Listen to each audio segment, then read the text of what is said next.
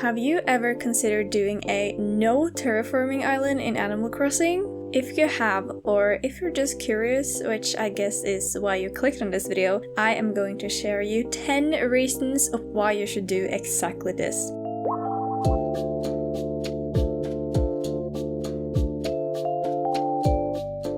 Hello everyone and welcome to my channel. My name is Electrey and I recently did this challenge myself. I did a no terraforming and no waterscaping island and I had so much fun doing it, so I will share some of the reasons why you should do it too, and in my opinion these reasons are fit for every type of player, whether you have been playing consistently, if you're new to the game, or if you have been on a break and want to return to Animal Crossing. I think doing a no terraforming challenge is a good way to cure your Animal Crossing burnout and revive your spark for the game, as well as keeping you motivated to keep playing and complete your island. If anything of what I'm about to say will inspire you to do a similar island like this, please click the subscribe button, I'd really appreciate it. And without further ado, let's get into it.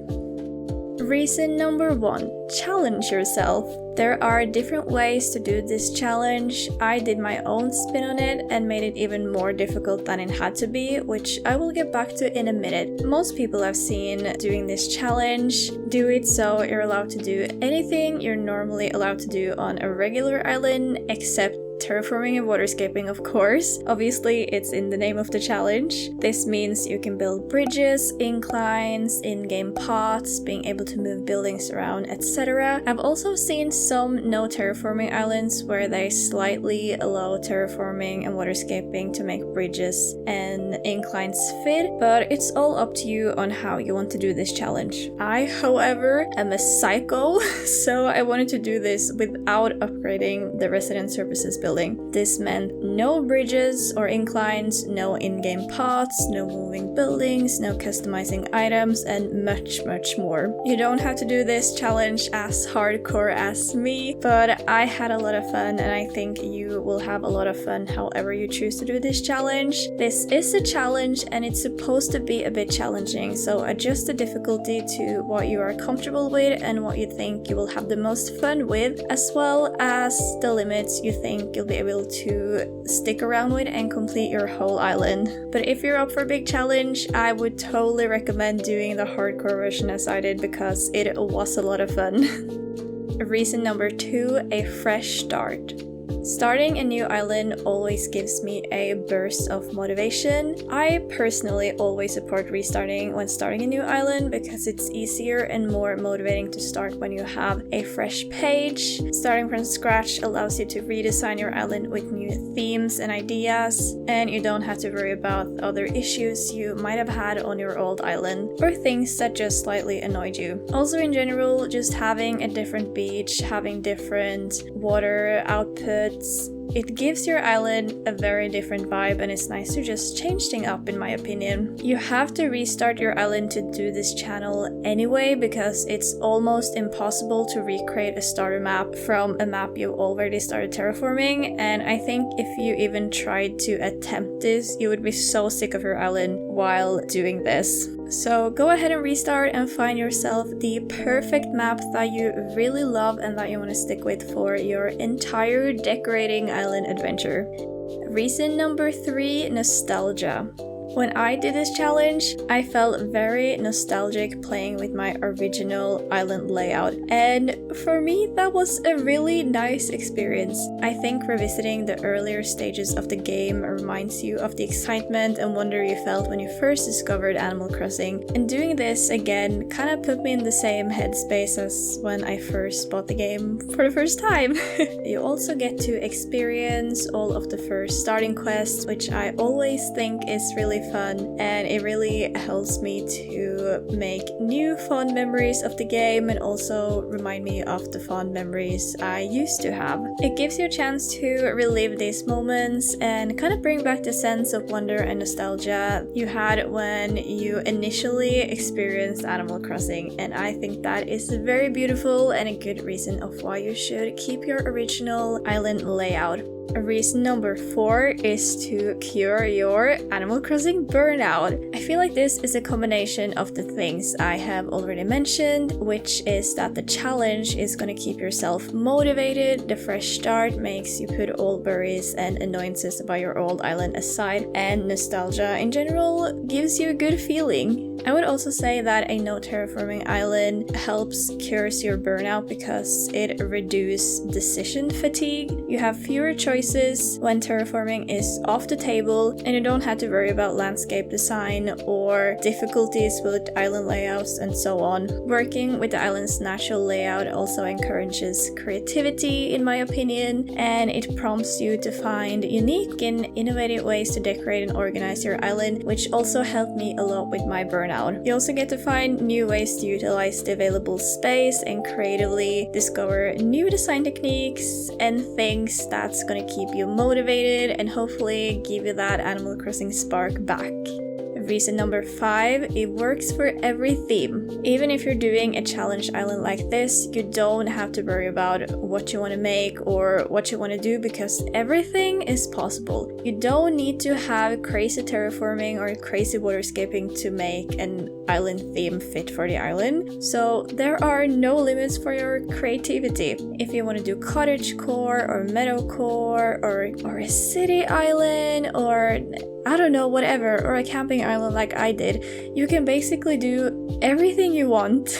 No matter what theme you choose, it's gonna look great on a beautiful natural island layout.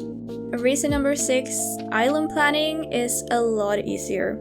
You basically already have a clear layout from the start. You don't have to worry about how different areas are going to fit together, or what to do with the transition areas, or what to put where, or how much space to save for different builds, because your map is already finished. This is what your map is going to look like. You can just start decorating whenever or wherever you want. When I'm doing big builds with terraforming and waterscaping, I think it's really difficult to connect that to other areas, and this is a type of issue you don't even have to think about. You can start decorating in whatever corner you want and just work from there. You can even just start in the middle and don't have to worry about anything. And I think this really helped me in the way that I didn't get stuck in big builds and didn't know where to continue, as your overall plan of how the island layout is gonna be is already done for you. Reason number 7, it's more relaxing. To be honest, terraforming and waterscaping can be really stressful, and not having to worry about that just makes it so much easier to pick up the game if you're not 100% sure of what you want to do and how you want to decorate, because you literally don't have to worry about how you want to terraform. You eliminate the pressure to constantly reshape and redesign the landscape, which I think allows a more relaxed and carefree approach to the island development. I also think that playing without the pressure of large-scale projects and builds can make the game feel more like a relaxing escape rather than a series of tasks to complete, and I think that really helped me to love the island and this challenge. Reason number 8, start decorating whenever. You don't need 3 stars to start decorating your island. You don't need 3 stars at all for that matter if you want to do a build like me. A lot of people usually try to rush through all of their starting quests so they can get the terraforming tool before they start decorating because they want to plan their layout and all of that. I am definitely one of those people, but with this challenge, you don't have to worry about that at all. You can literally just restart and start decorating right away if that's what you want to do. And I really think that it makes you able to have that initial spark and joy of the game from day one and don't get tired of doing all the quests before you actually get into decorating. Reason number 9, your island will stand out. Not many people do this challenge, and that is because it is a challenge and it is difficult, but if you stick with it, people will be amazed. Anyone can make big crazy terraforming areas, but not everyone can make a complete island doing this challenge, trust me. I've seen a couple of No Terraforming Island tours on YouTube, and all of those islands are so stunning, and I'm sure that you are going to be able to make an island that is just as beautiful as that. And reason number 10, it is fun! Maybe that's a boring one to end on, but personally I had so much fun doing this challenge and I'm really happy that I did it. I got to decorate the island in different ways that I'm used to, and I think that really helped me with my creativity, and it made me very excited to continue working on the different parts and see if the things I planned would fit with how the layout was, and in the end everything really worked well together. And with all of the things that I've already listed, it is a very fun challenge, and it is very fun to challenge yourself as well as it is very satisfying to actually complete the challenge. And if you don't believe me this is a fun challenge, I guess you just have to try for yourself. But trust me, it's fun. You should make one. And that was all of my reasons why you should do a no terraforming island. Let me know if you want more videos like this, or if you want tips and tricks about how doing a no terraforming island. I would love to make that if you guys are interested, or if you want some more information about the limitations I had in my challenge in particular. Thank you so much for staying until the end of the video. I really appreciate it. I also stream over on Twitch, so please go and check me out over there if you haven't already. I'm also soon going to start on a new island theme, so I hope you guys are excited for that. Remember to like the video if you liked it, so I know that you liked it and I can continue to make more videos like this in the future. Well, that is everything I have to say, so bye!